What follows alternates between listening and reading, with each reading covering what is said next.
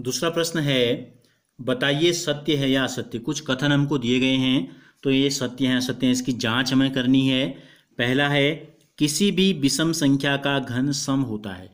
किसी भी का मतलब क्या है, जितनी भी विषम संख्याएं होंगी उनका अगर हम घन निकालेंगे तो हमको सम संख्या प्राप्त होती है, ऐसा कथन कह रहा है। तो हम कोई एक विषम संख्या ले लेते हैं, ठीक है। तो हमने एक विषम संख्या ले ली, एक। विषम संख्याएं शुरू कहाँ से होती हैं, एक से। तो पहली विषम संख्या हमने ले ली एक। एक का घन निकालते हैं, कितना आएगा। एक का घन कितना हुआ, एक गुणा एक कितना प्राप्त होगा, एक। तो घन क्या आया, विषम आ गया, घन आ गया हमारा विषम।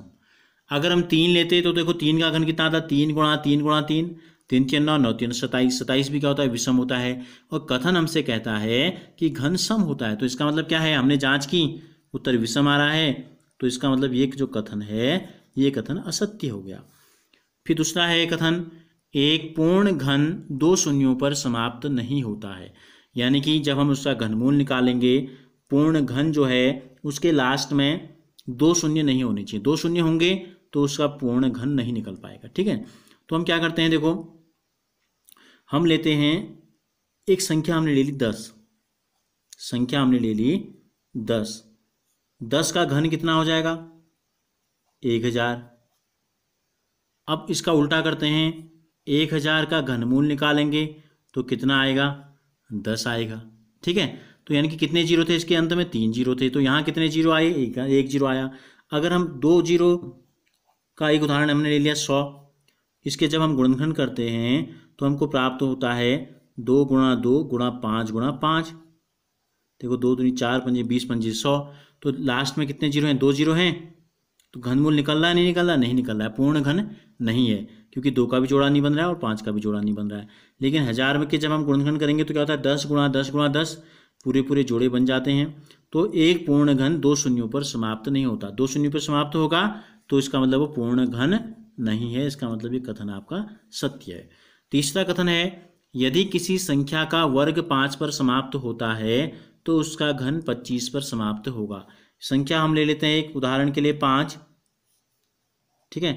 5 का जो वर्ग है देखो कितना आएगा, 5 गुणा 5 25।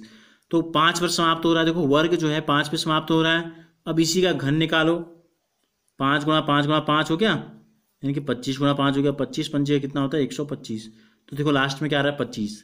तो हमसे कहा था इसने, यदि किसी संख्या का वर्ग 5 का वर्ग 5 से समाप्त हुआ तो इसका जो घन है यानी कि 5 का 25 पर समाप्त होगा। हमने जांच की, सत्य पाया गया, तो इसके आगे लिख देंगे सत्य।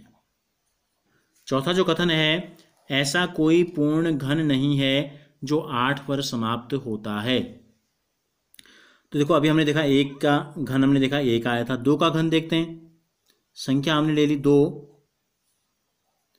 2 का घन निकालते हैं, 2 का घन कितना हुआ, 2 गुणा 2 गुणा 2। देखो 2 दूनी 4 दूनी 8। और 8 का जब हम घनमूल निकालते हैं तो हमको प्राप्त हो जाता है 2।